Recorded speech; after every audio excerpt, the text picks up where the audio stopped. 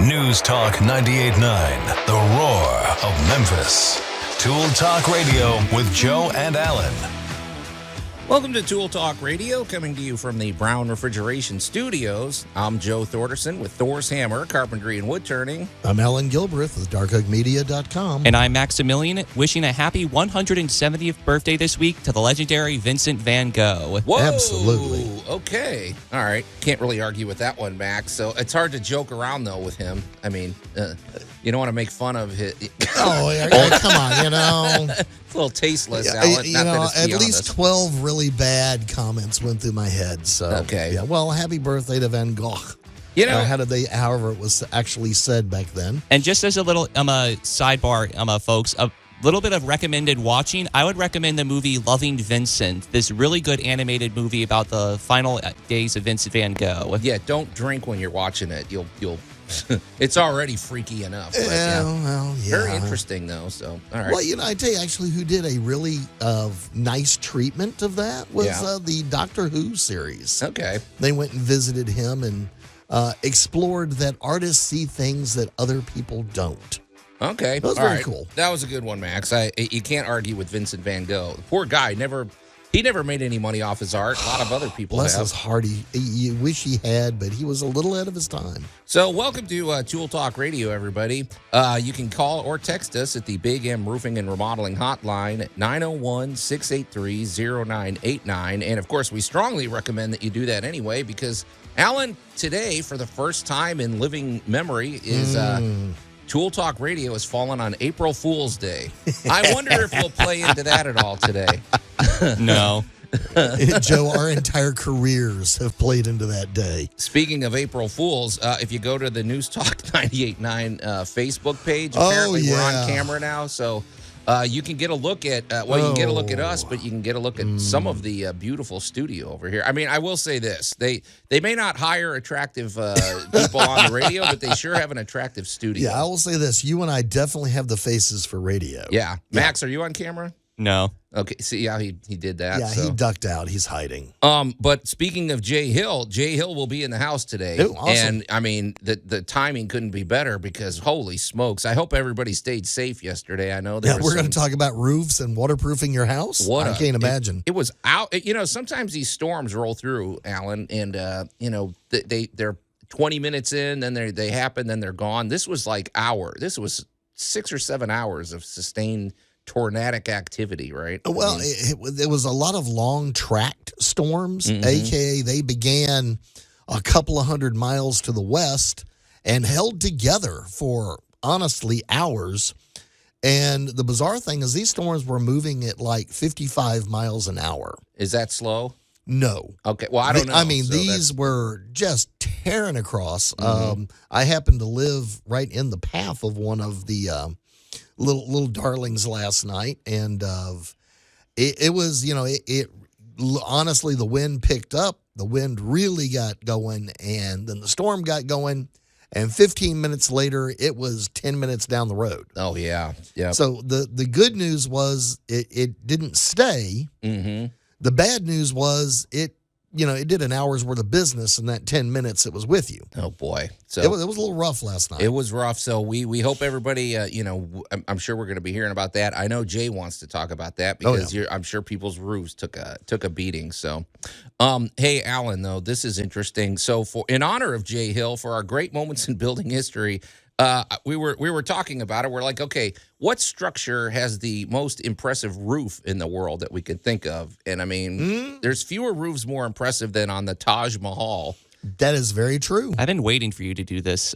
I know, Matt. Well, because there's so many dark, that's the part I'm more interested in, is dark side. Yeah, there's some dark sides to this. Yeah. You don't put it this way. You wouldn't have wanted to be a contractor on this job. It's been too hands-on. Yeah,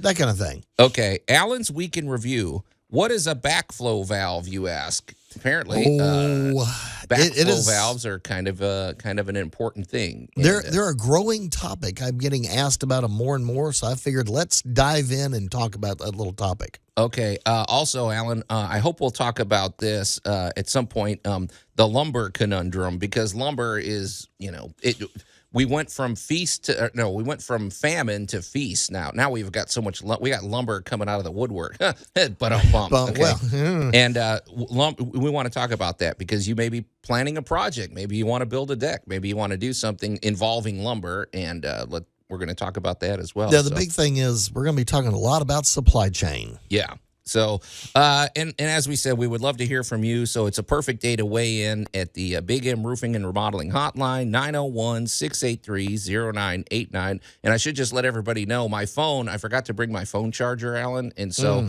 my phone is on the other side of the studio charging up. So I'm not looking at our Facebook page until like the break. So He trusts me with having his phone within my vicinity. I know. So if you want an immediate hot take, text us, okay? And you can send pictures. So, okay, Alan, but we have got to dive into this. Today is April Fool's Day. Has this ever? I don't know that we've ever had a Tool Talk land on April Fool's Day, and I feel it's our solemn duty to do our part to maybe, I don't know, share advice, and we would love other people's advice about some good old good clean fun April Fool's jokes on the construction site and in the home improvement realm. Apparently, all my recommendations could get you fined. Yeah, Max was telling me his ideas. I'm like, okay, that one will blow the house up. Yeah, that one is going to. But we want to hear, Max. We might want you to chime in anyway, just so we can.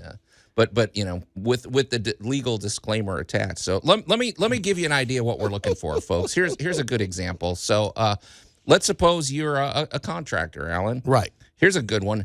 Duct tape a harmonica onto the front bumper of your job foreman's pickup truck. Underneath where they can't see it, that's going to drive the guy nuts, right? I mean, Well, it's a couple of pennies. What is it with all these puns? Drive them nuts. Oh, yeah. Well, yeah. He's asking like that's going to be a long drive, yeah. Yeah, and here's another one. Replace the drywall installer's joint compound with Cool Whip. You ever try that one? No, Okay. I wouldn't waste food. Yeah. Oh, yeah. I forgot. Speaking of wasting food, how about this one, Alan? Weld your coworker's lunchbox shut. Oh, yeah. That's okay. They'll love that. Okay, you got guilty, any? Guilty, yeah. Have you done that one? Oh, yeah, guilty on that one. The other one is, if you have a little just quickie touch weld, just touch weld it to anything on the ground.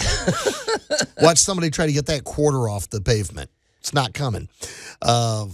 Yeah, my worst one ever was super gluing a few quarters down. That's mean, Alan. Okay. Oh, yeah, well, that's great. some broken fingernails right there. Well, that was also a gentleman later coming back with a chisel. It was, here we go. He really wanted that quarter. He wanted those quarters. Yeah. How about this one, Alan? You ever pull this one? Replace the half-inch drill bit in your buddy's hammer drill with a Twizzler. Now, that's harm. I don't think anybody could hurt themselves doing that. Oh, they get a free snack. I can just picture that thing flying around. No, that's just kind of weird. Okay. Obviously, whoopee cushions are going to play a big role today. And with that in mind, I just want to give a quick shout out. And Max, this is one of your favorite historical characters, right?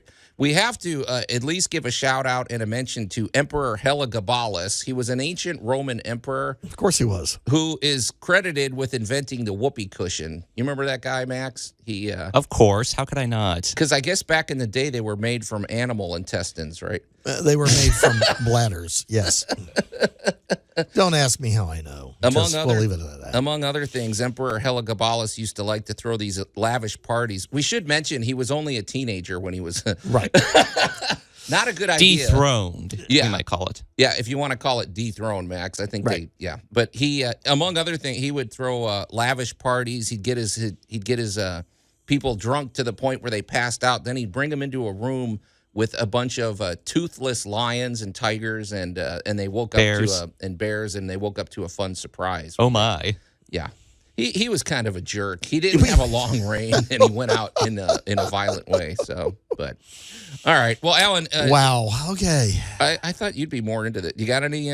I had a couple more, but I don't. Oh, okay. I thought we were doing this later. You're piling in now, huh? No, because what we want is we want our listeners to weigh in during the show. Well, we did have a listener weigh in for the show. Right, there we go. It says from Robbie. It says send the new guy out for the wood stretcher. Yes. Yeah. Yeah, send him into the big box store. I need the wood stretcher, please. And the funniest thing is did a show once upon a time where we were filming a lot of the work we were doing. And the best part was watching the poor gentleman from the TV network was working with all of us. Yeah. So he didn't speak our language and we didn't speak his. So, he kept yelling stuff like, I need a Gary Coleman. And, we would send the shortest guy we have on the crew in. He'd be like, no. And he was talking about little short lights. Oh, okay. And, so he was using one language, and of course we're using another. What you talk about, Alan? Yeah, he's using. And he would request things, and we had no idea what he was asking for. Job site slang. It was hilarious to hear the two worlds. It was kind of like watching Godzilla and Rodan square off. You ever get anybody say "Oh, give me the thingamaboop over there"? Yeah. Well, but he didn't know what the tools were. He goes, no, the thing, the bang bang thing. And we're like, the bang bang thing? Well, you didn't narrow it down. He goes, no, you were just you. And we're like, oh, you mean like the nail gun? So I don't know if that qualifies as practical jokes, but it was an entire day of just staring at each other blankly going, okay, you want the zzz? What's a zzz?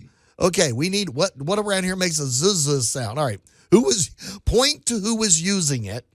Oh, it's a Sawzall. There we go. Yeah. That makes me, a shout out to Bud Motormouth from the Motormouths. It makes me think about how, he hates people giving car guy noises. Like, just give me the keys instead of saying, the car's going grr, grr, grr, grr, grr. It's doing a rah, rah, rah, rah, rah. So, okay. Hey, Alan, I think another good thing would be to get a hold, let's see, what, you want the fake, the fake animals and stuff, like maybe some fake squirrels, tarantulas, yeah, snakes. I'm a little guilty of one of those too. You've done that, right? Oh, yeah. And put them in... that was to a family member. They had a huge pecan tree. Right. And a really big dog that loved to chase squirrels. Yeah. Pretty low-hanging fruit. Go ahead. And he wouldn't get out of my way when I was doing some work for him, and he was trying to be helpful. I mean, you love the dog and all that, but he just wouldn't bug off. And so I swung by a little store that evening, and I bought a really good-looking stuffed squirrel. Now we're talking. And I tied that baby way out in a branch. And that dog stayed utterly focused on that squirrel for the next 3 days while, I got the job done for him. I was resetting their patio and all that stuff. Now, that's an interesting use of animal psychology. But at the end of the 3 days, somebody forgot about that squirrel. So I got a phone call about 3 weeks later from a perturbed parent unit. Yeah. That, and within a lot of very colorful language, basically said, would you please come get the squirrel out of the tree before the dog starves to death staring at it? Because this dog was laser focused. He was determined to get that squirrel that had been mocking him for weeks by not moving. Oh, man. So I had to go out there and cut the squirrel down and apologize to the dog. And hey, it got the job done. It did. It worked almost too well, Alan. So. All right, so that's what we're looking for, folks. We want job site pranks or home improvement. A good old rubber tarantula in the refrigerator. Good, clean fun. A good old cockroach. Sure. Yeah, things like that. I've had too many of those real ones this week. and of course, if you've got any dangerous ones, we may or may not read those on the, because Max, like I said, Max was talking to me, and I'm like, okay, these Please things... let me say it. All right, I was saying, and my intentions were noble and good. I was saying, turn off the water heater temporarily so that when someone tries to take a hot shower, they're met with only cold. Yeah. I don't like that idea, Alan. So. No, because see, then you would just up the war. Because now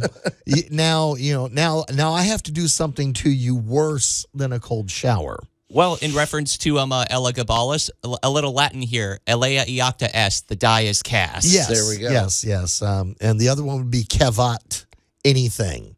Because, I would get you. Oh, yeah. Well, here's what I was wondering, Al. You know how hot water heaters have those electric coils inside and everything? Oh, yeah.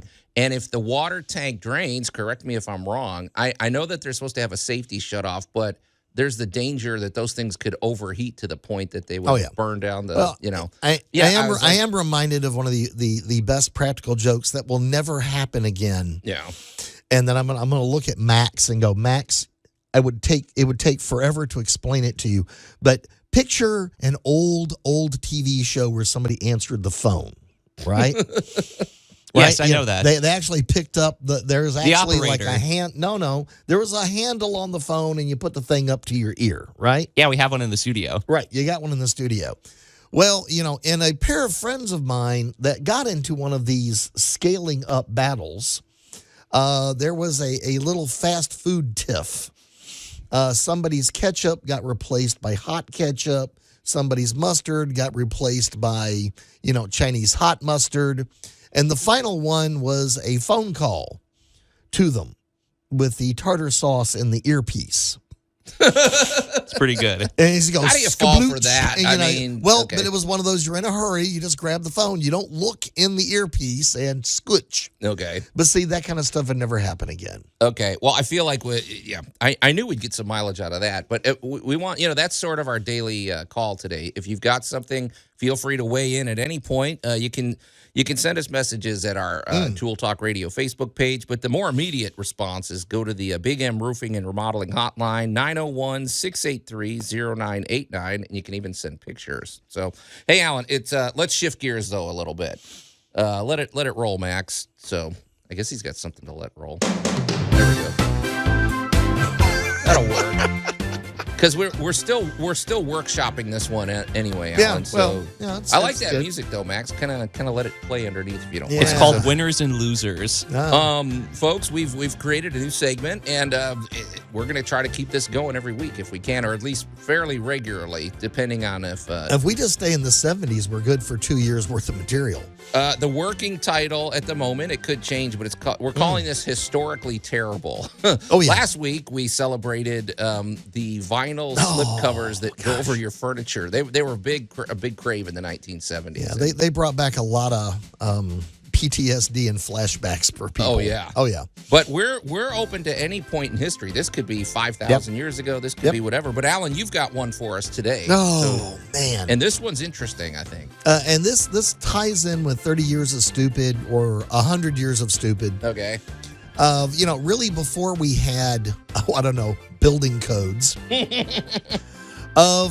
had plaster walls and you had slats, and the guys that did the slats and the plaster walls were really artists.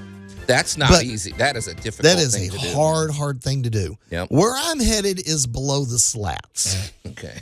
Because we didn't really have good insulation until World War II-ish. That's when, the fiberglass changed everything, right? That's when we actually got insulation that wasn't trying to kill you. Right. And one of the installations I've run into time and time again were battings of things like horsehair. And actual horsehair. Yeah, actual horsehair. And that stuff is like, it's like copper wire. I mean, it is not soft. It's sharp. Yeah. It is not soft. This stuff is hard. It is sharp. I run into furniture every so often. You know, turn of the century couch or something, and you'll be working on it, and you'll literally stab yourself on this stuff. Wait, Al. This horsehair was a mainstream thing? Because I'm just thinking of how many poor horses had to give up their lives to insulate a house or something. Or give up their tail. Right. Oh, was it the tail? Well, a lot of grooming and that kind of stuff. But, the running joke of old Nellie's going to meet the glue man has been around for a little over 100 years. Oh, man. Because I don't like to think about that, but I guess it's, I guess they use the whole animal, right? We don't waste stuff, But, horsehair was just one of those substances that was just, man, it was rough. It was tough. I mean, it was at least it was better than no insulation, but of course it was flammable. And if it got wet, it smelled bad. I was going to say, because moisture gets in those things. Oh, yeah, moisture and everything.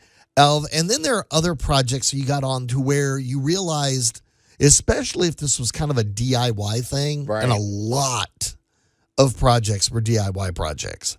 Oh, yeah. And so, Grandpa decided to add a little on to the living room.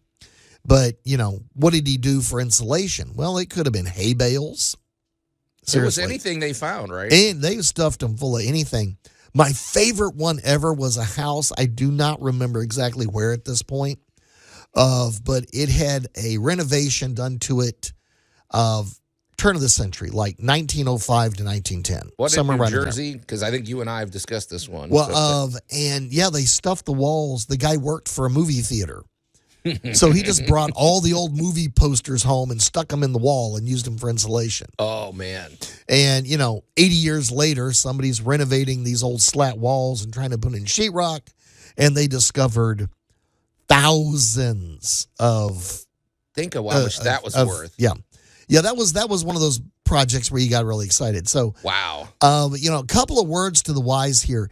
If you have a beetle issue in your home, yeah, and you have an older home, we're talking 1910, 1920, you may have organic batting in those walls. And especially if you got a funky smell. If you got that kind of weird wall, the paint never really stays good on, chances are it might be time to open that up and see what somebody left for you in there, because it could be pretty scary. But like you say, Alan, on the upside, it's a good excuse to just rip all your walls open, because you may have hidden treasure that you could retire and go move to Tahiti or something. Yeah, I'm thinking more get rid of the bugs. That sounds like a pretty cheap excuse to tell your wife. Yeah, there could be gold in here. No, we're not going to work hard and invest our money. We're going to destroy our house. Oof. Okay. All right. That's a pretty good one, Alan. I'd say that is historically terrible. That was not the best ideas. Okay. Hey, Alan, I'm hoping, I got to go check, but I think Jay Hill might be banging on the door wanting to come in. It's timely because we need to talk roofing. So you're listening to Tool Talk Radio here at the News Talk 98.9 The Roar of Memphis. We're going to take a quick break, then we're going to visit with our good buddy, Jay Hill. Tool Talk Radio with Joe and Allan. I'm always thinking one step ahead, like a carpenter that makes stairs. News Talk 98.9, The Roar of Memphis. I don't think he really knows how stairs are made, Alan. Whatever. I'm not hiring him. Anyway, welcome back to Tool Talk Radio, coming to you from the Brown Refrigeration Studios. I'm Joe Thorderson with Thor's Hammer, Carpentry and Wood Turning, here with my buddy Alan Gilbreth from darkoakmedia.com and our pal Max over there behind the glass. You can call or text us at the Big M Roofing and Remodeling Hotline at 901-683-0989. And, of course, we invite you to go to Tool Talk Radio on Facebook and weigh in. People are already doing so, Alan. Yes. I went and got my phone. It's charged up enough. I can check your messages in real time as you weigh in. Robbie had some nice stuff to say about us. He's been sharing stuff on his Facebook page as well. But today, of course, we want you, it's April Fool's. We've never had the show land on April Fool's Day. So throughout the show, if you've got any good April Fool's jokes, maybe to play on the construction site or in your home or something, feel free to send those in. I think we got a text that we're going to put a pin in, right, Max? You could say that. Okay. 732 weighed in. Stand by, Agent 732. We'll get to yours shortly. But first, Alan, we gotta introduce the man of the hour. Jay Hill is in the studio. Oh, what are you doing to the levels, man? Okay. That's his walk-up music. Why, you disappointed? No, it's okay. Anyway, Jay, welcome to the show, man. So, okay, turn his mic. All right, what a sloppy. Okay, Jay, welcome to the show. Max, are you eating? Hey, it's April Fool's. Okay. Hey, Jay, we appreciate you coming in because holy smokes, the weather just blew through here. If you're not, if you're not from the Memphis area, holy cow, we got hit. It was sustained tornadic activity for 6 or 7 hours last night. It was unbelievable, and my my heart goes out to everyone affected by all of this. I mean, we're in the business of getting homes and businesses in their absolute best possible light from a construction vantage point, and it's just you just hate to see these things happen. We do a lot of work in Arkansas, and there was just no rhyme or reason about yesterday. I mean, either you were in the path or you were not.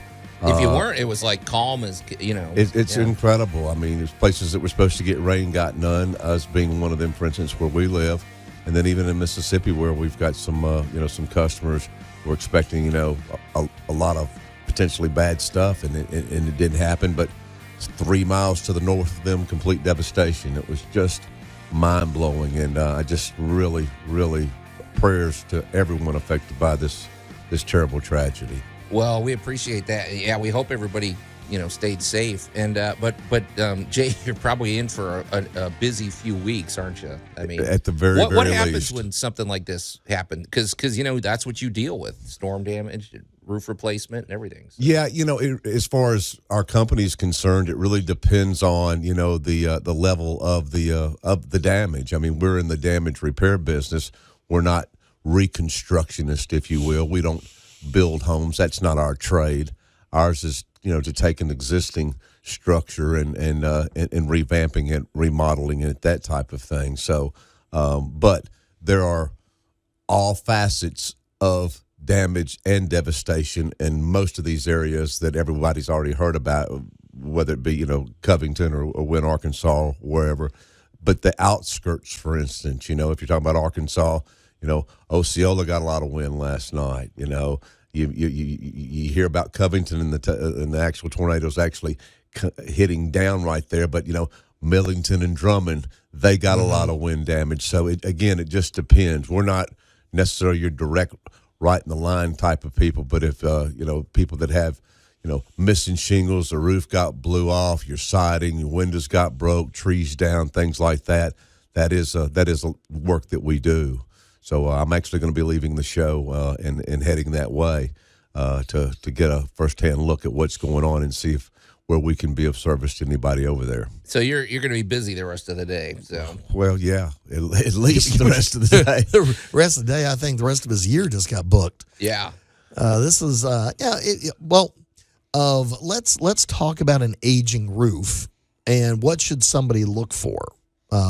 They walk out, they look at the roof. We've just had anytime we have a major event, it's always a good time to go, well, I didn't really get hit, but am I a candidate for next time? Yeah, and people may say they didn't get hit, but really you did.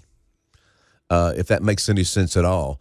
You might not have all the shingles laying in the yard that somebody 5 miles down the road may have, but this is where it all starts. These high wind events like this will break the seal from one shingle to another. If we're talking about roofs, for instance, and then that's giving you the opening, if you will, for the next event to come through there and start really working its way out there. It's almost like putting a screwdriver into between something and trying to pry something open or something. I mean, right. You've created that opening now, and if you've got one of the older 3-tab roofs with the 3-tab shingles, those are just 60, 70 mile an hour wind rated shingles to start with. So it doesn't take much at all. And you'll have tabs all over the place, and you will have what we call the creases. And the creases are the shingle's not missing, but the wind was strong enough where it compromised the adhesive that joins it to the tab below it and the tab above it. So now every time you get wind-driven rain, that shingle kind of comes open a little bit at a 20, 30, 40-degree angle, if you will, and sometimes eventually it'll just snap all the way off. Then you've got direct exposure all the way to the decking of your home. I was going to ask you about that, Jay, because what you're making me think of, because on the underside of shingles is that little tar strip, and that's more or less like the glue, right? That holds them together. Yeah, there's an adhesive strip that's at the it's not at the bottom. It's really about 3/4 way down the shingle itself, and that's what it joins it, because the actual tabs on the 3-tab kind of float, if you will, right, onto the next shingle. So. Well, the reason, because I'm thinking, okay, well, if it does do the job of like an adhesive, well, okay, the seal breaks, debris and dust and everything gets in there, and now it'd be like taking a piece of tape and covering it with dust. It's not going to work anymore. So, is that kind of what you got to? I'm going to tell you. I'm going to tell you what's probably a crazy analogy that I absolutely just now thought of. It reminds me of a crown. If you've got a crown in your mouth, over time, those are held with adhesives. Right. Basically, and over time, that chewing and the things that you eat and go into your mouth take a toll on that adhesive, right? And eventually it compromises and it comes off, depending on the severity of what you put in your mouth. And pretty much the same thing with the roof. Over time, those adhesives just will not last forever. Nothing will stay glued forever. Right. Okay. Because it seems like that's why they would have gotten away from the whole 3-tab shingle with it, because I mean that's just 3 areas. It's 3 areas that can be compromised. Now, when you have the architectural shingles, it's a solid, It is, and for solid the most piece. part, we are away from a 3-tab shingle. Very rarely I haven't installed one in probably 3 or 4 years now. I kind of refuse to sell them, but the reality is I've only been asked a couple of times, and it just showed these customers the benefits of going ahead and because it's minuscule, the difference between the cost of a 3-tab and an architectural shingle. So unless you're just on an extreme budget, there's no sense at all in going back with the 3-tab roof. But most people do understand that now, and they want the architectural shingle because they realize if they don't, they'll be the only one on their block that's still got a 3-tab. Yeah, but they look cooler too. And that's what we care about, Alan. So. Well, there's a lot of things about them that are just better. The GAF, the Timberline HDZ, which is the shingle that we install on probably 95% of the roofs that we lay, is 30% heavier than the old 3-tab shingle. And with the synthetic felt as opposed to the old paper felt and adding your ridge vents to it, it's going to have an unlimited wind rating. Unlimited. Have you tested that in wind tunnels? I'd be curious. I've not, but GAF has. I was about to say, let me chime in, because GAF on their website, I'm talking has about some from of a the coolest yes, videos. They do of how they test these things. Yes, because before I got my roof put on, I went and snuck up and clicked on a few. So what, Jay talks a good game, but let me go see what the manufacturer says about it. Yeah. And you were underselling it. Because they have it's never been said to me before. They have air cannons aimed at these. It's very impressive. It's worth looking at. I want to see that, actually. Yeah. Make sure that people understand that what we mean when I say an unlimited wind rating, I'm talking about from a warranted standpoint. Right. Okay. Obviously, the type of weather we had last night, if you're in direct line of a Cat 4 or 5 tornado, then absolutely your house structure itself, your shingles are gone, right? But under normal, from a warranty standpoint, GAF will actually warrant it, and that's what I'm talking about from an unlimited standpoint. Yeah. We're talking to our good buddy Jay Hill with Big M Roofing and Remodeling, and I just want to remind everybody, if you want to see what Jay looks like, as well as us, I didn't shave this morning, Alan. I don't know, but we're on apparently News Talk 98.9's Facebook page, and the cameras are rolling, and so you get if nothing else, you can look beyond us and see how cool the studio is. State of the art, beautiful studio. We may not be beautiful, Jay, but ignore the Neanderthals wearing clothes in the middle of it. But Jay, you said the calls are already coming in, right, man? Yeah. They started some last night. Again, most of our business is repeat and referral stuff, and we do a good deal of business in Arkansas anyway. And certainly until you get toward Little Rock and past West Memphis, Arkansas is rural as Tennessee is when you get past outside of Memphis. So everybody kind of knows everybody, and there's not a lot of qualified licensed contractors and people that do the type of stuff that we do. That's how we got into Arkansas to start with, and I'm certainly not, I don't know who these people are. I just know that my customers, 2 of them had told me when I said, why in the heck, talking about how they reached out to me, and they would say, honestly, Jay, if you can find somebody, either they won't show up or they charge way too much for what they do. So that kind of spoke volumes to me. So to be able to go over there with the right credentials and the qualifications and the right trades to help a lot of these folks, it's been a blessing to them. But I assure you, I want everybody to know it's been more of a blessing to us. Well, Jay, we've known you for about, 3 years or so, and we basically, we were impressed with, we actually came to you. We were impressed with your business with your business model, with the whole connection that you have as a former insurance agent, helping people navigate that process. But also, we've referred you, we've got you on speed dial. All of my customers that anytime I build something, a patio cover, or 5 customers that need a roof replacement, you're I give them your name, and they're always singing your praises, and they say basically what you just said. They're like, we've had contractors in the past that they weren't reliable, or we didn't necessarily trust their expertise or anything. So, I want to tell everybody right now just how grateful I am for that, because we were in a meeting not too long ago with some other roofers, Memphis Area Roofing Association, and we had talked about a multitude of things. But one of the things that came up was the cost to preserve a customer, and what that number is. And I'm telling you guys, it's staggering. Oh, what people spend on, Google ads, leads, direct marketing, email, constant. I mean, you name it, just a plethora of things. And literally the only thing we do is this show and make sure that we do a good enough job to where you will refer someone to us. And then we'll buy you lunch and then pass it on from there. We just make sure that we take care of the people that take care of us. Well, the job speaks for itself. I mean, because then with our house, the neighbors come by, people check it out, their friends are asking about it.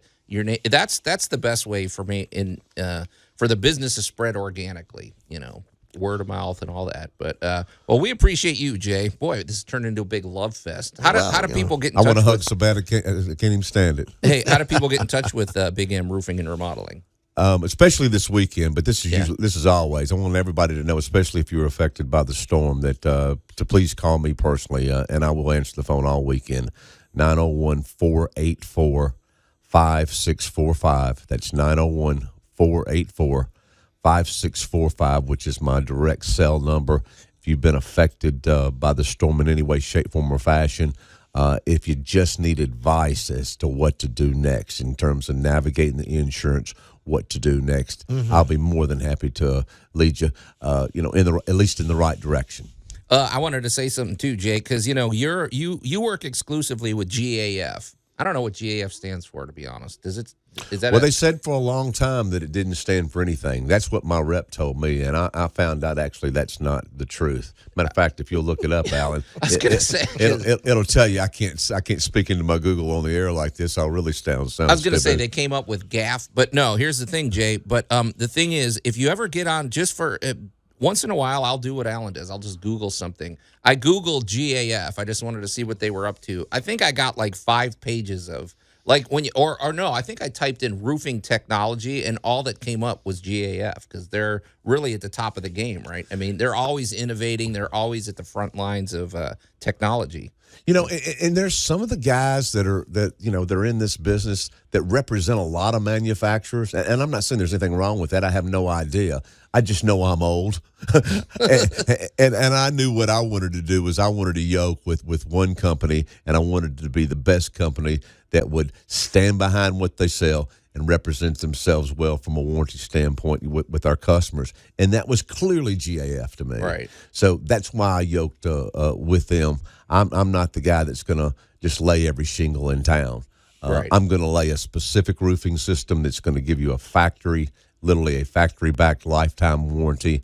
And that way, you've got the protection long after I'm gone on to be with the Lord, I mean, let's not think about that, Jay. Well, I'm just saying. It happens all the time. I was with a guy yesterday, as a matter of fact, and he just happened to have told me earlier that he was 78 years old. He's a retired attorney.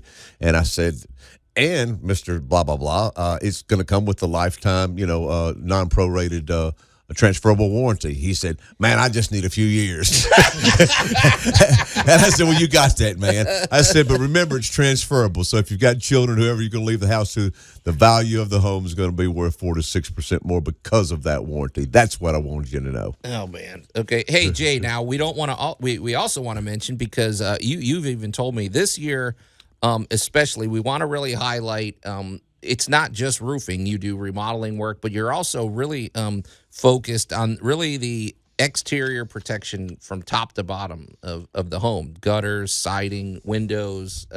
What could we expect from storm damage in those areas? Well, just anything, especially with tornadoes. Stuff flies. Sure. It was what Ron White had said. It's not that the wind is blowing. It is what the wind is blowing. Right. And that stuff, can take out windows. I mean, a tree can, take down your fence, your deck. your roof. I mean, just so many things that can happen. But we do specialize in the exterior part of your home, whether that be all the way from roof to siding to board replacement, painting, fences, windows, gutters. That's what we do best. We do some interior painting. We're just not your kitchen and your bathroom remodelers.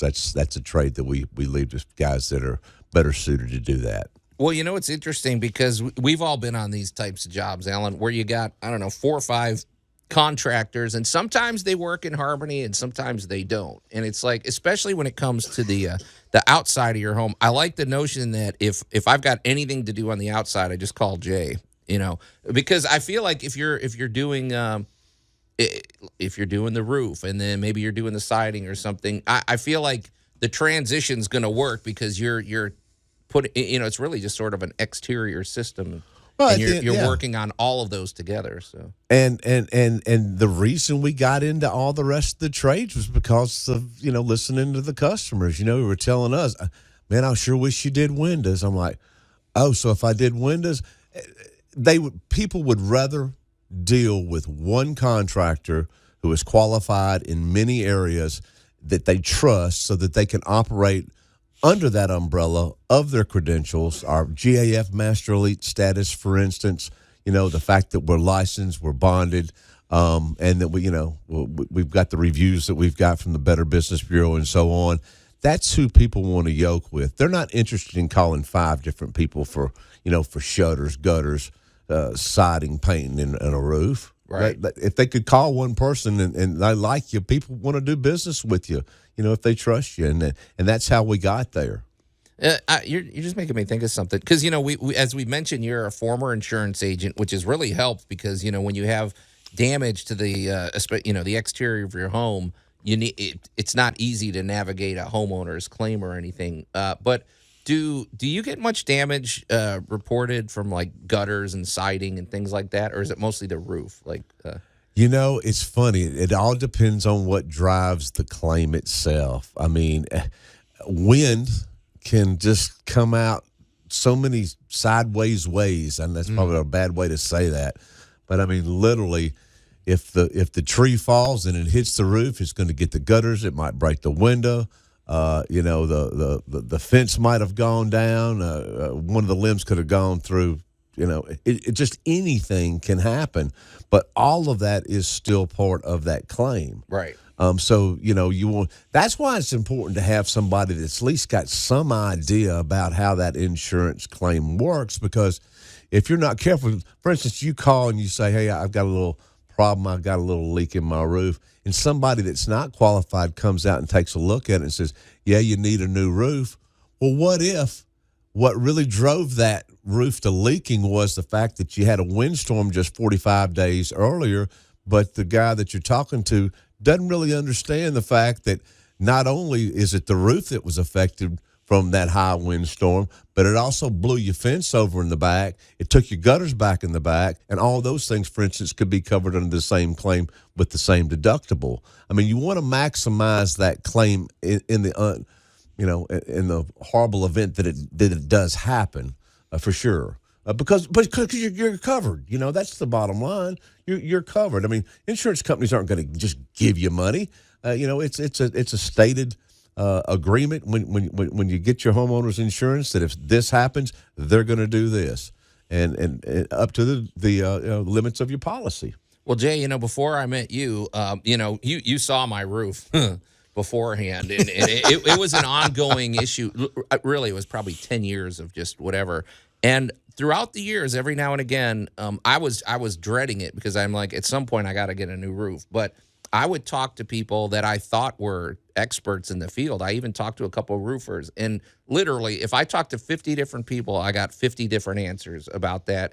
And I'm like, okay, it doesn't sound like anybody really even understands the insurance process. Then we met Jay Hill, and all of a sudden, it was all clarified within, I want to say within weeks, we had a new roof. Yeah. At a price I could actually afford. Yeah. It was great. It was such a huge load off our back. It was great. But the important thing there, though, guys, is that, you know, everybody doesn't have an opportunity to have insurance pay for the roofs. You know, I don't ever know. For instance, when we first met, I didn't know if we had a way to go or not. You do have to have storm damage there, so we always start with an inspection to see what all may or may not have been affected by a recent storm, and if it's there, we'll guide you through that process. If it's not, we'll just have to give you that bad news, and unfortunately, you've just got the old roof that doesn't have any damage, and this is probably going to have to be an out-of-pocket for you right now. But again, we say this all the time on the show and otherwise. At the very worst, you're going to know exactly where you stand with your home moving forward, so you can start budgeting, planning, so on and so forth, and making other arrangements if that's the case. Well, and you've got financing, right, Jay? Before we go to break, you've got, 30 lenders? I think it's 30 now. It's through Enhancify. You can go to our website, bigmroofingandremodeling.com, and literally hit the Enhancify icon that's up in the left-hand corner, and within 90 seconds, you'll qualify from as many as 1 to all 30 of those lenders from all types of rates, terms, everything from 0% to whatever the law will allow. I mean, everybody fits in there somewhere, but we do have something for everybody. Okay, Jay, real quick, how do they get in touch with you? 901-484-5645. And, of course, our website, bigmroofingandremodeling.com. Okay, cool. Hey, you guys, hour 1 is in the can, but hour 2 is coming up. And don't forget, it's April Fool's, folks. We want to hear your April Fool's contractor and home improvement gags.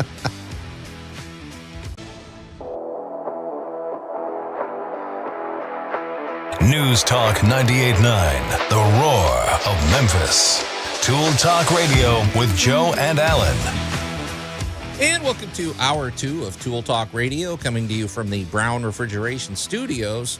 I'm Joe Thorderson with Thor's Hammer, Carpentry and Wood Turning, here with my buddy Alan Gilbreth from darkoakmedia.com and our pal Max over there behind the glass.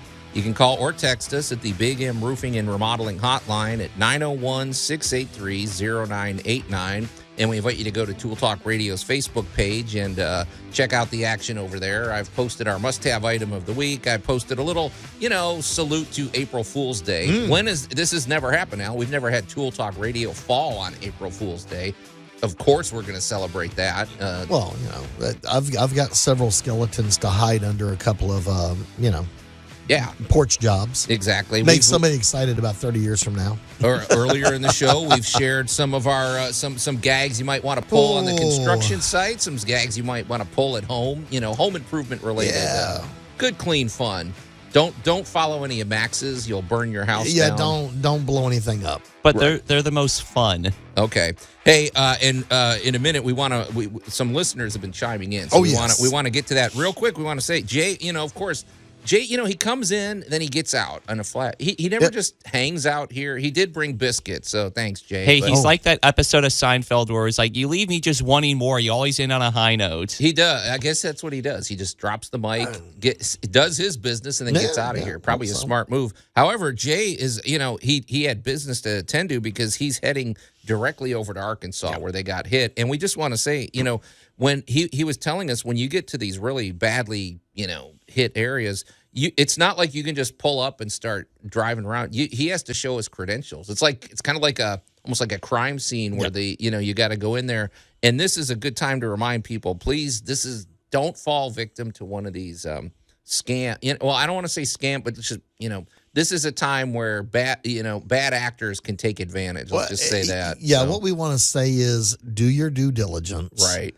I know it's a confusing time sometimes, you had a tree limb hit your roof or whatever, but don't make the mistake of doing your research after you've lost some money. Yeah. Do it up front. Go look at the reviews, check them out, look for credentials, make sure they're insured, make sure all of the things you and I have talked about in the past about choosing a good contractor. Don't let a circumstance make you shortcut that. Yeah, because that this is the time we see all of that. So we don't want you to fall victim to that. Call Jay. Get in touch with Jay directly. You can call him at 901-484-5645 or go to bigmroofingandremodeling.com. Hey, Max, though we are a little behind, we've got quite a few texts over there, and I feel like we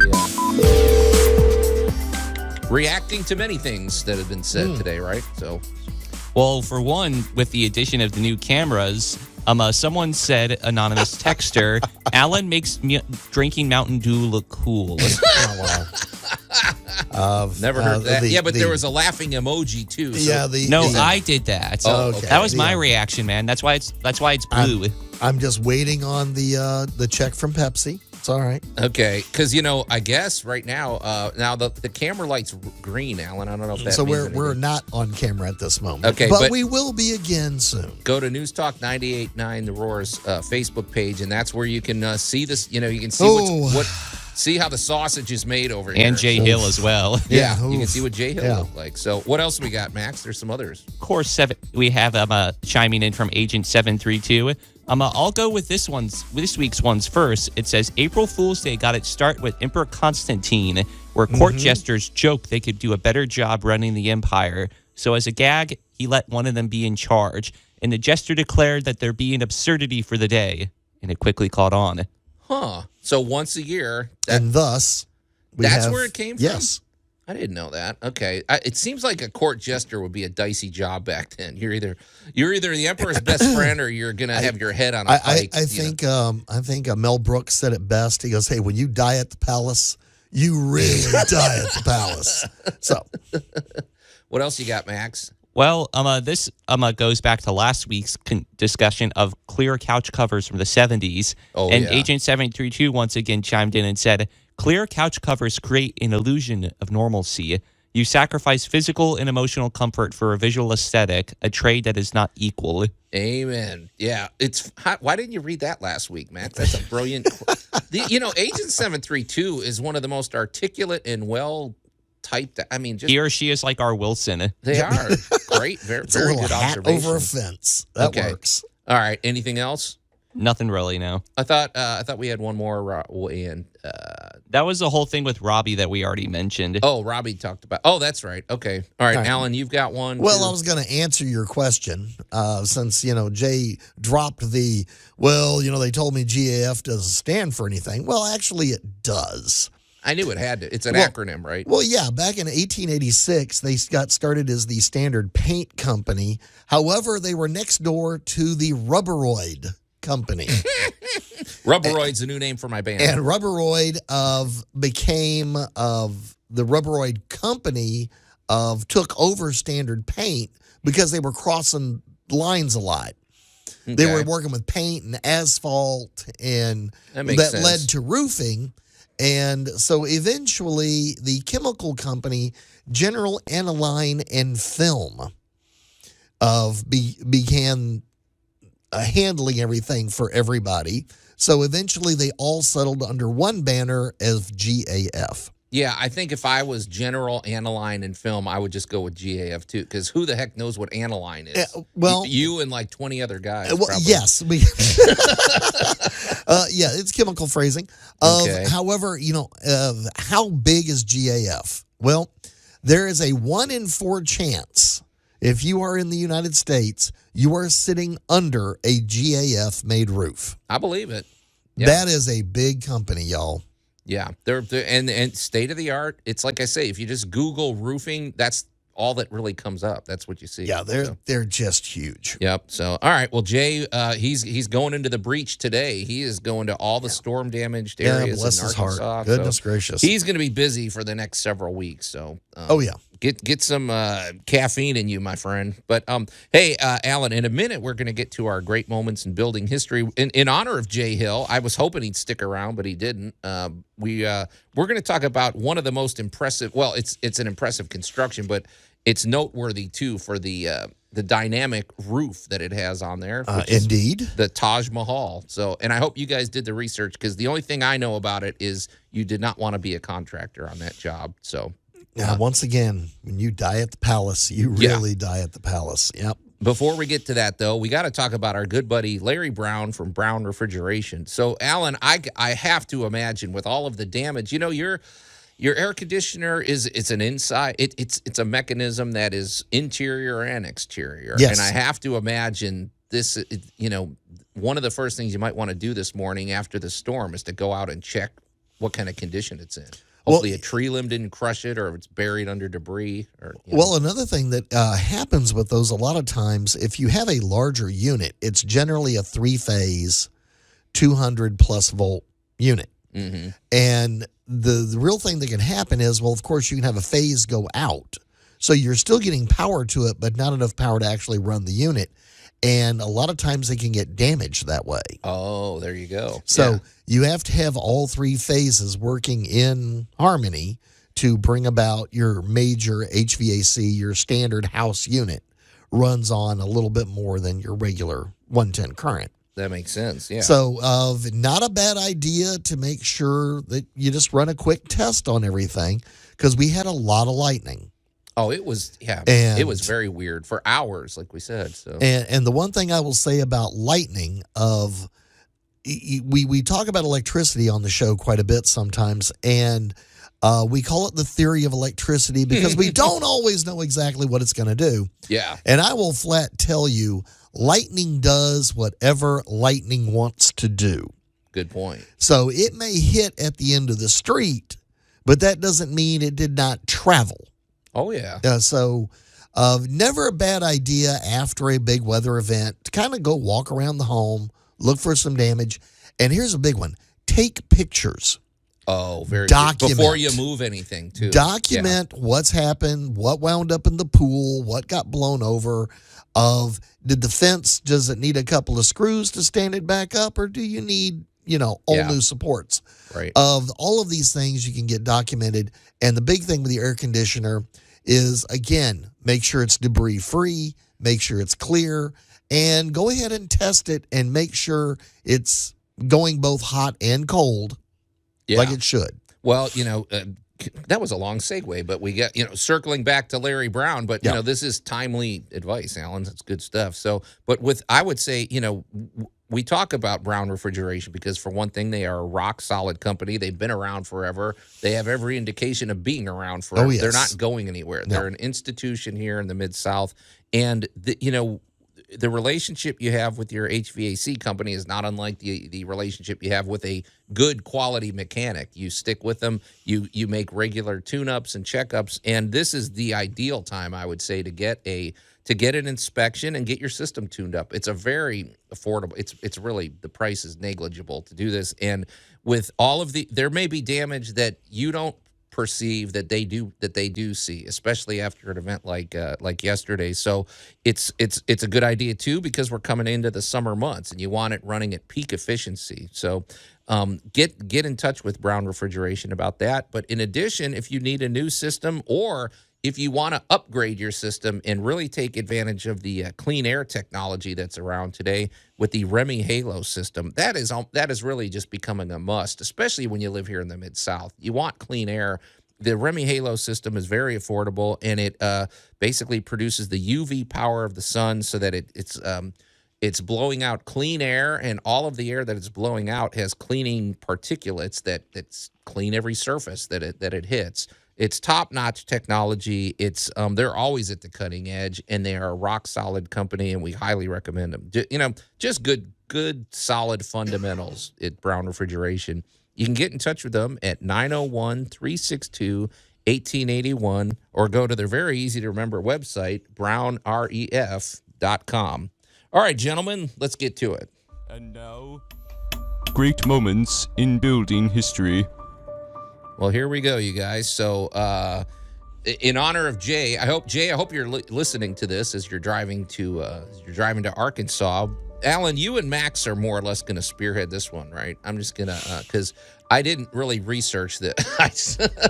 And I know you like old things, Max. So. And I want to begin by explaining the etymology of the name Taj Mahal. It course. comes from the Persian Taj Mahal, meaning crown, Taj, and palace, Mahal. And it's actually a derivation of the deceased emperor's wife, who was named Mumtaz Mahal, which means the chosen one of the palace. Okay. All right. So it sounds great. This what was his name? The wife's name, one of the wife's names was Mumtaz Mahal, but the emperor himself was named Shah Jahan. Okay, so it sounds very great, Alan. This man wants to honor his wife. This is a great story coming up, right, Alan? Well, and there's going to be a lot of political intrigue in this, and there's going to be a lot of propaganda. Oh yeah. Because, when you are the ruler of the known world, you have political enemies that want to make you sound a lot worse than you really are. Sure. So, I'm a Vlad the Impaler. Well, sometimes you gotta, you go with it how you gotta do. Yeah. Ivan the Terrible. Sorry, I have a frog in my throat this morning. Apparently, the frog's a little jumpy over there. Okay, well, let's just start with the fact that the Taj Mahal was not an original construction. Oh, I didn't know that. That's interesting. Let's start that one out. It was actually a temple to Shiva.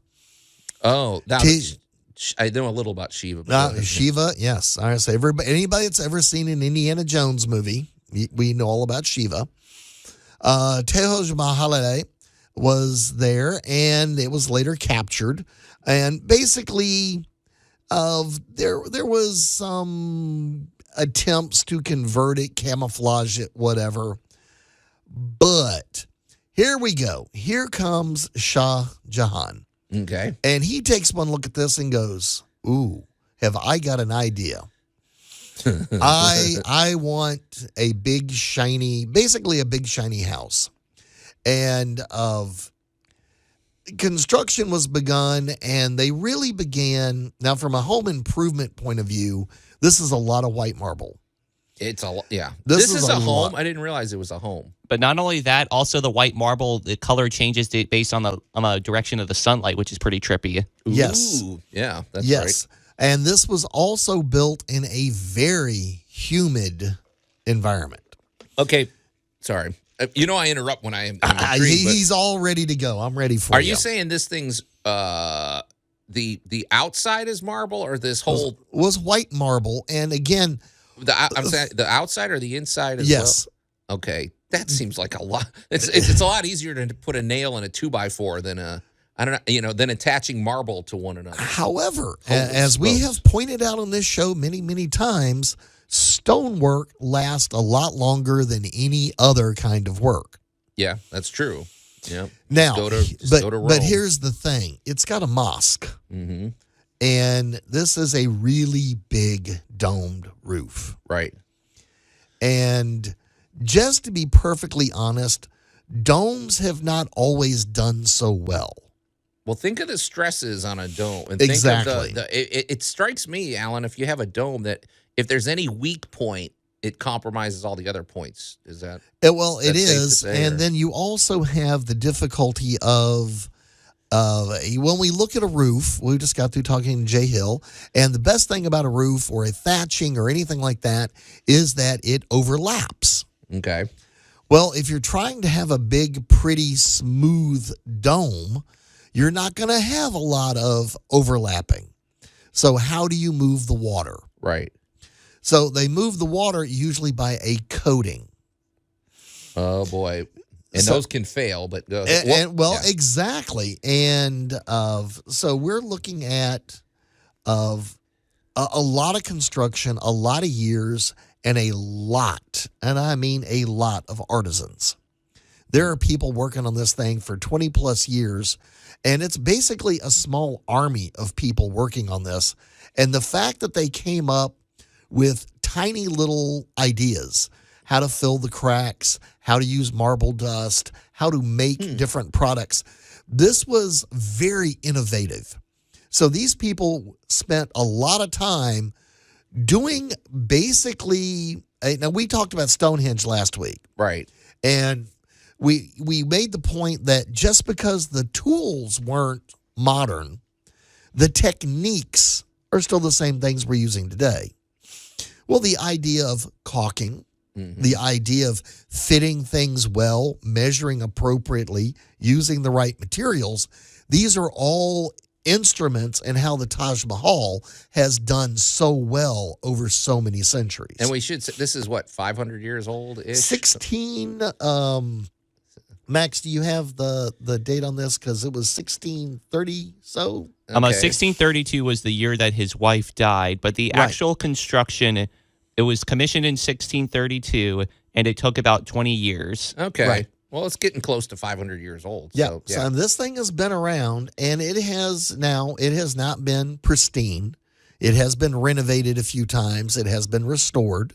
They're currently of ongoing restoration efforts to keep up the stonework and all that because, well, it is 500 years old. Right. And not only that, but all the pollution in India and everything. Like the government in India is actually trying to like have certain regulations to prevent, further problems as a result of pollution.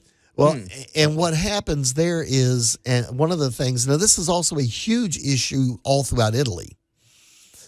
The modern emissions are rather corrosive. Well, that makes sense, yeah. So, so a lot of the stonework, a lot of the marble, a lot of the limestone, and a lot of the basically softer stones, or even granite for that matter, are affected by our modern chemical rain, air, pollution, outcast, and it does break things down. Alan, you had said something earlier I want to touch on. You talked about, okay, just because they didn't have, electricity or something doesn't mean that they didn't have state-of-the-art building technology in the sense of using innovative ideas or incorporating, new types of joinery and things like that. Right. And I thought one of the things that's noteworthy about the Taj Mahal is how precisely level all of the lines are, like down to the millimeters. I've heard, is that true? So 500 years ago, they were figuring out a way to get things level, right? Well, the plumb, the plumb and the level were well known. Mm-hmm. So being able to create a straight edge took a little more effort than, for us. We have laser pointers and all kinds of cool stuff now. Sure. But they were able to create very beautiful joinery. It just took a while. And this is where you ended up with the army of artisans. Yeah. So a lot is being done. And they also cheated a little bit because they used a lot of a red Sikiri sandstone. Okay. Which was a little softer and easier to work with than, let's say, the blue stones of Stonehenge. Yeah. Oh, yeah. It's still a good rock, right? But it's a little easier and softer to work, a little easier to shape, so you could get a really good fine fit. Okay. So, welcome to the artistry of really getting these things built and built well. And then we have the bloody history. Yeah, Max will probably want to get to that when we that's come a back. little more propaganda, but we'll get into that in a minute. Okay, but the Taj Mahal, it is a remarkable thing. The good news about that is if you want to go on YouTube or something, you're not going to have any shortage of videos you can watch and learn all about the construction of it. And it is a remark. Hey, whatever you want to say, it's one of the seven wonders of the world still, right? We're going to bring up their pools and stuff when we come back. Okay, because there's a lot of water management here. It's cool stuff, So, but hey, we hope you're staying safe out there. The storms have rolled through, and we hope the aftermath is, you're cleaning up from that. This is Tool Talk Radio. We're going to take a quick break. We're going to continue our discussion about the great moments in building history, and then, of course, we're going to get to Alan's Week in Review. Tool Talk Radio with Joe and Allan.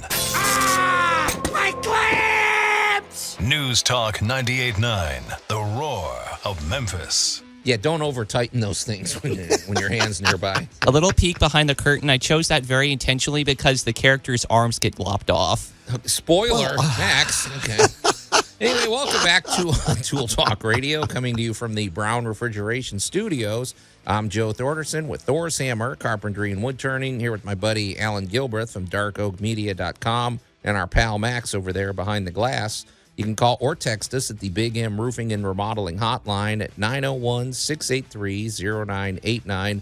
And we invite you to go to Tool Talk Radio's Facebook page and check out the action over there. We definitely want you to weigh in, especially today. Today is April Fool's Day, and we've been getting some pretty good feedback. Earlier in the show, we were sharing some fun practical jokes you could pull on the construction site or in your home, maybe home improvement related or something like that. And good clean fun, Alan. Apparently, mine aren't legal, or they're not safe, or it might get fined for it. In other words, they're not boring. Yeah, don't do one that's going to blow up the house, or I was something thinking, like Max wants. I'm reminded of a Simpsons episode where they're doing an April Fool's joke where he shakes a beer can on one of those paint shakers and it blows up the house.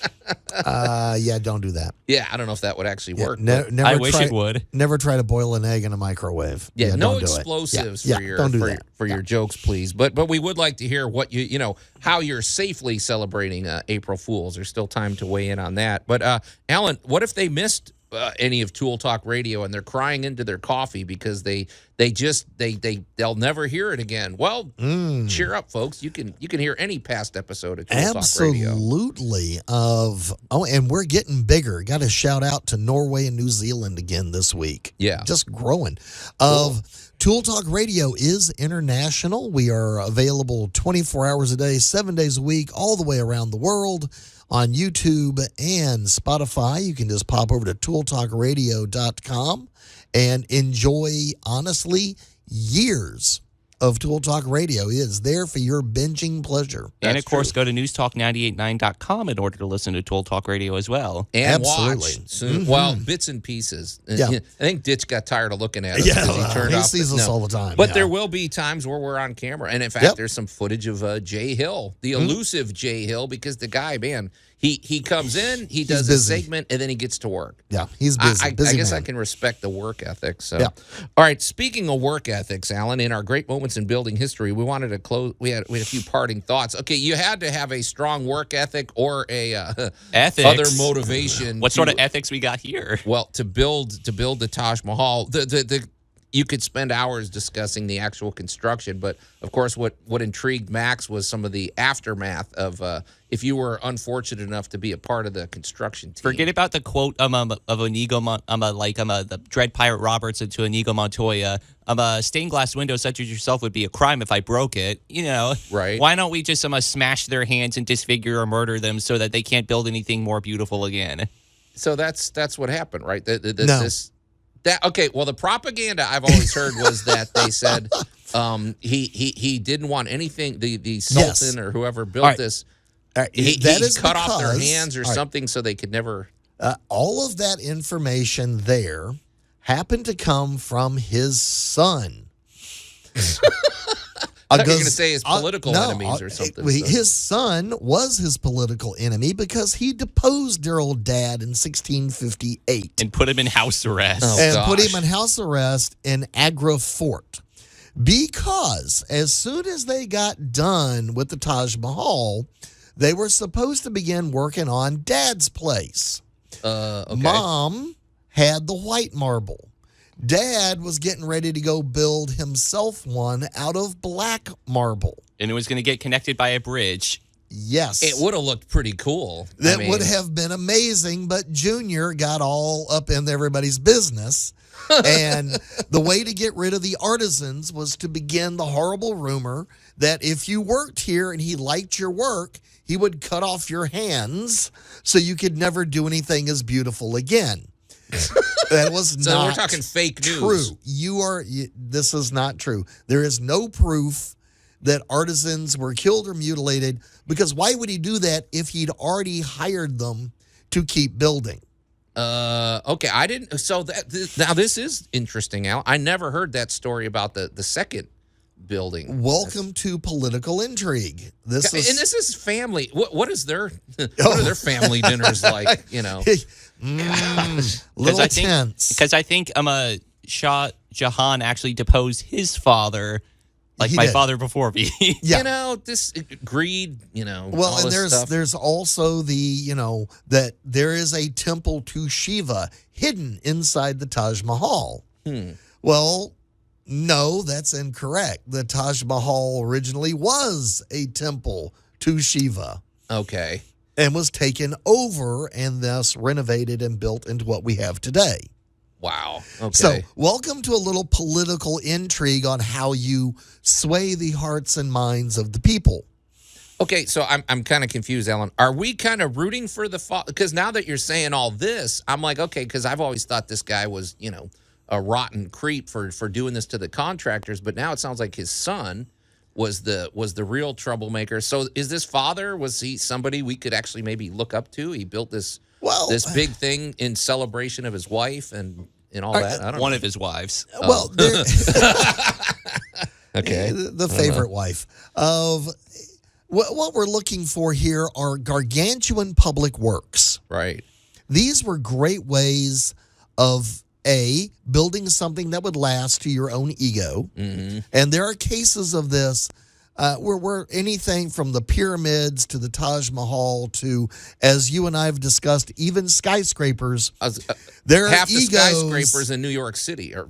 Yeah, there's some the Chrysler building. There's some egos about, my building's going to be 5 foot taller than your building. Right. And, so there's a lot of ego and a lot of money, but these are really big public works. Right. When you start thinking about the number of people that he had employed on this was a small city of people.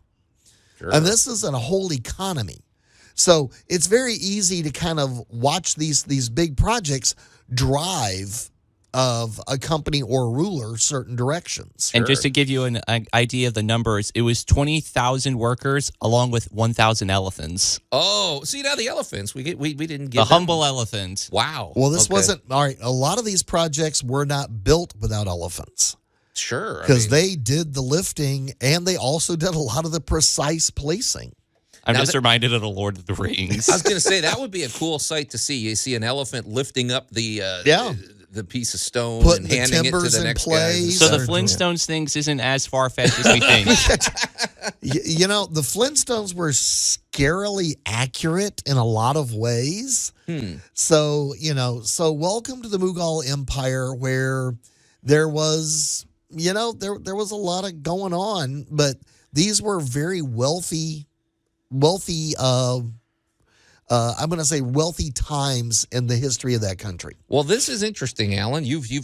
I'm always excited to learn something new, and I didn't even know about the secondary one. I'm kind of sorry we didn't see that. That would have been could you imagine if we'd white. had both of them? Holy cow. That would just be astounding. And whoever this son is, he should be ashamed of himself. So, he took over, and he ruled pretty good, too. So he was around for a while. And then I bet he was deposed as well. Yeah, well, it happens. Very interesting stuff. Well, we always love our Great Moments in Building History segments. And of course, if you've got any suggestions for Great Moments in Building History segment, please send those to Tool Talk Radio. You can send them to our Facebook page. You can send them to the Big M Roofing and Remodeling Hotline 24 hours a day, 901-683-0989. But Alan, we've got other matters to discuss today. So let's move it along. This is our, let's get to our must-have item of the week. I've already posted this on our Facebook page, and this one is sort of interesting. I don't know if this will be a debate item. But Alan, and Joe, keep it away from the mic and your phone. Yeah, exactly. Alan, tell people what I'm holding up. You are holding up the amazing and ubiquitous magnetic stud finder. I like that it's called the Stud Buddy. Yeah. That's what gets me. And you're right. This is a pretty strong magnet. Yeah. But so there's two types of stud finders. I think we've brought in the electronic kind. There's the electronic one. Right. Probably soon we're going to have an app on our phone that'll be the. We do indeed. That already exists. But there's the good old fashioned Stud Buddy, which is basically, if folks, if you don't know what a stud finder is, suppose you're hanging something on the wall and it's heavy and you want to drive the nail into a stud rather than into the sheetrock. Well, you need to know where the stud's located. And so one way you can do it is with the electronic, which is more or less what sonar technology, Alan. It's bouncing. It's electromagnetic waves. Yeah. Looking for density changes.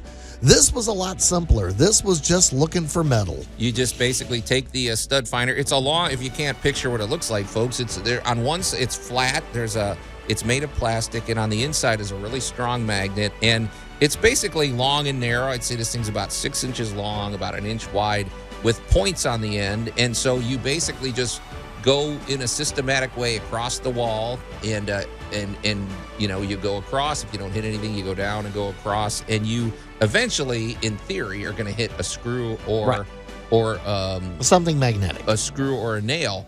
However, Alan pointed something out. There have been times where I've used this, and I don't hit anything. And I'm like, okay, what is holding this wall? Did they glue it up? And then you pointed something important out. Alan. Well, sometimes they use non-ferrous methods of holding them up, a.k.a. aluminum screws and nails. Right. And that makes finding things magnetically really difficult. That's where you pull out a hammer and a finish nail and you just start pounding till you Well, hit the, you also have the tap method. Now, Right. I've always used the tap method with the magnetic one. Okay. And the tap method is like the same way you pick a watermelon. Okay. You tap it to hear the hollow sound. Yeah. And when it sounds less hollow, you should be over something in the wall.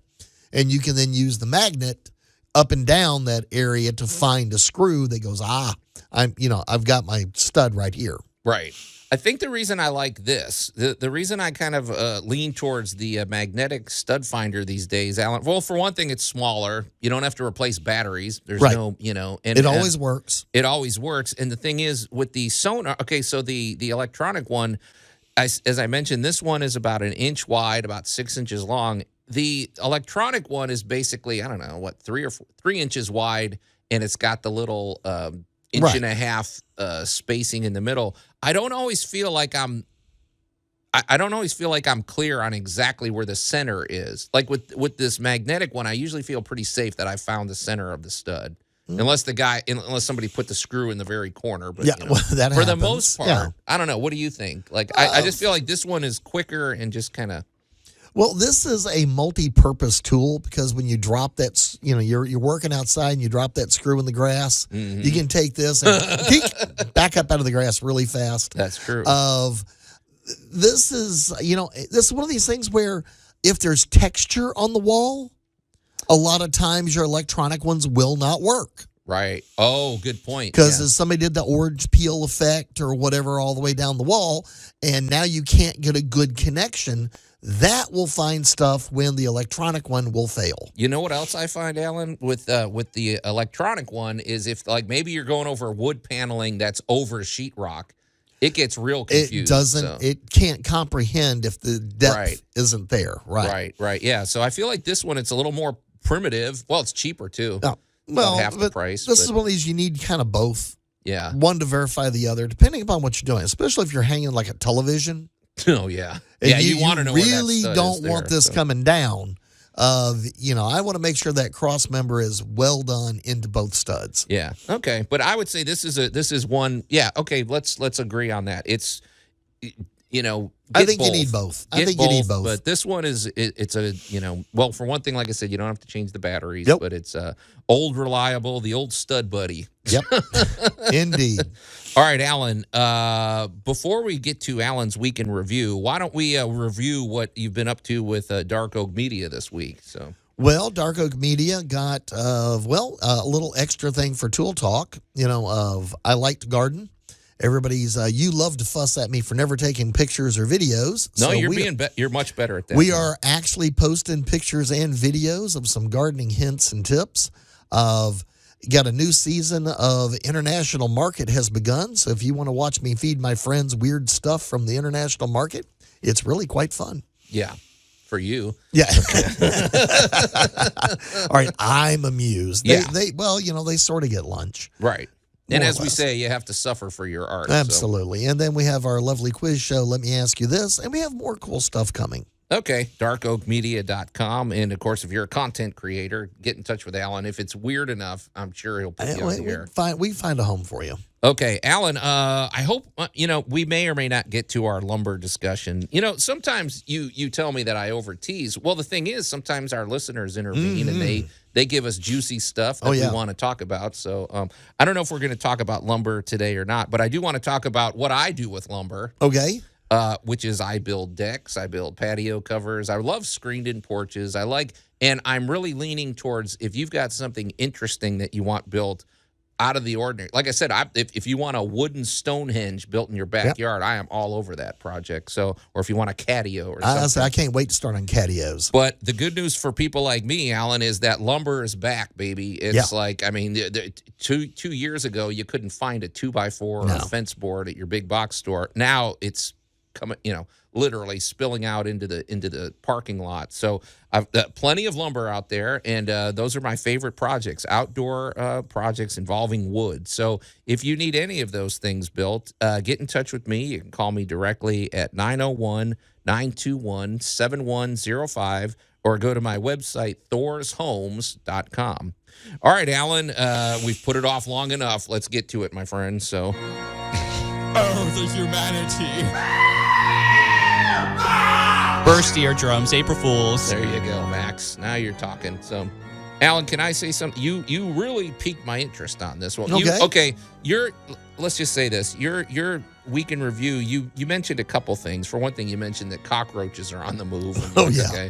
But you mentioned something else about the backflow valve. Yes.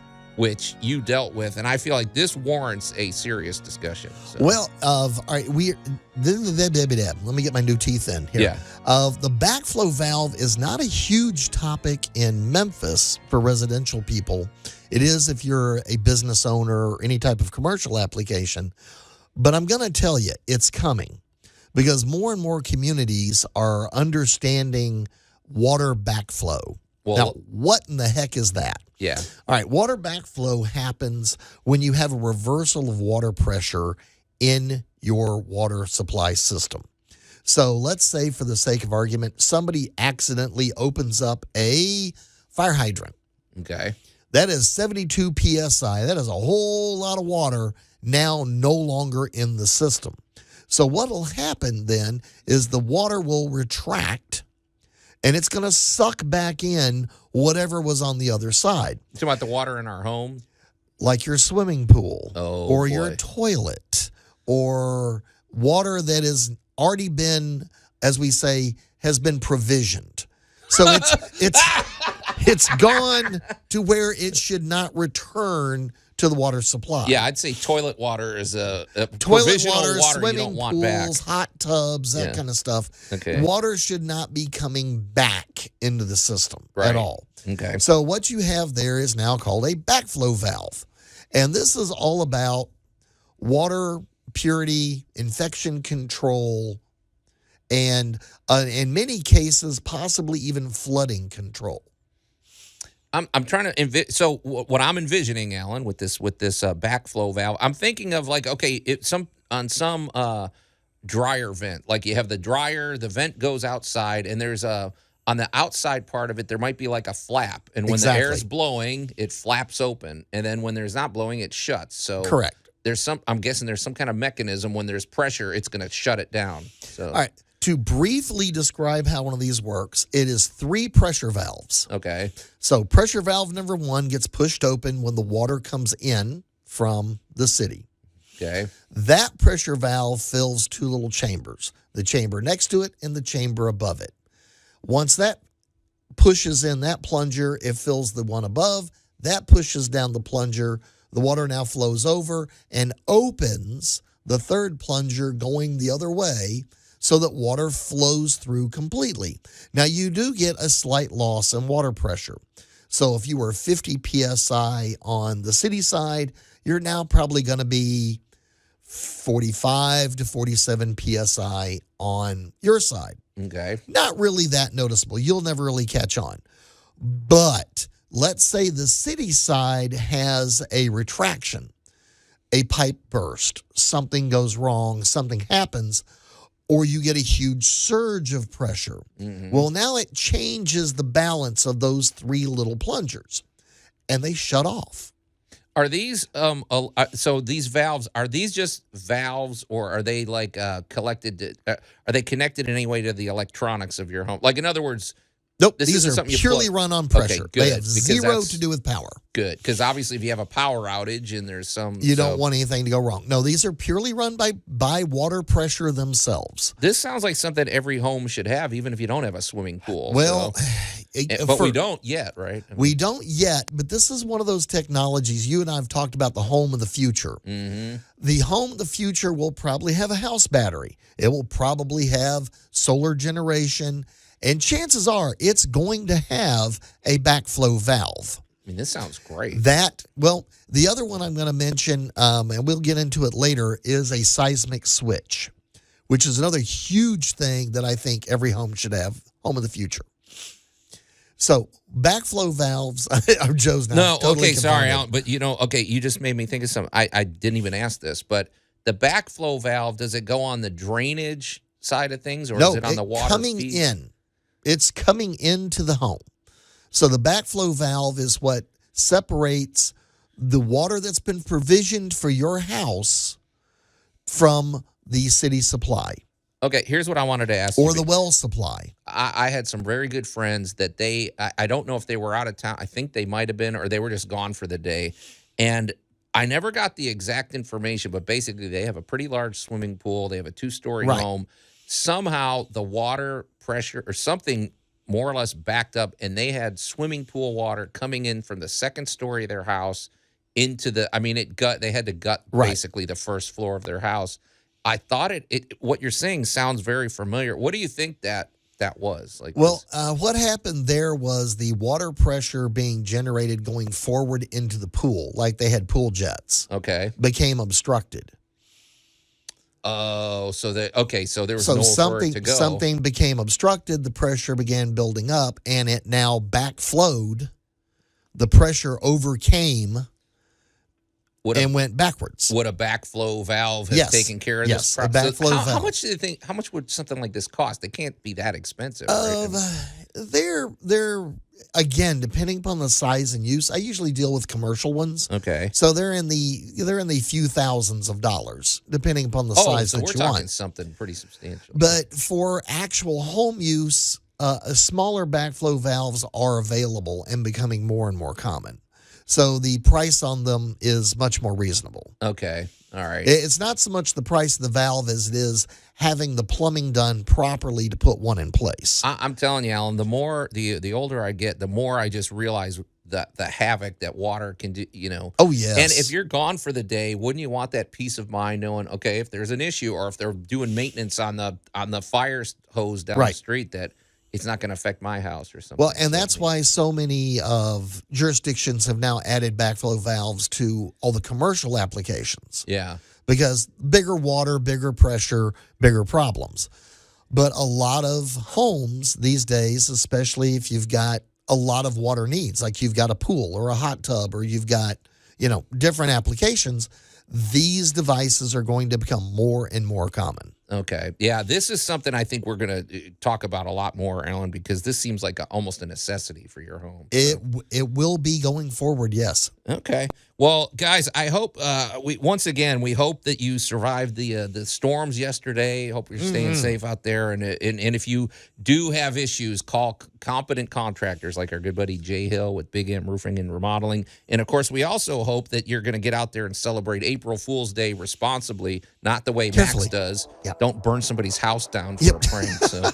But it's time to get out of here, you guys. Another episode of Tool Talk Radio is in the can. So on behalf of my buddy Alan Gilbreth and our pal Max over there behind the glass and Jay Hill, who stopped in to visit, I'm Joe Thorderson. Thanks for listening to Tool Talk Radio, and we'll see you next week.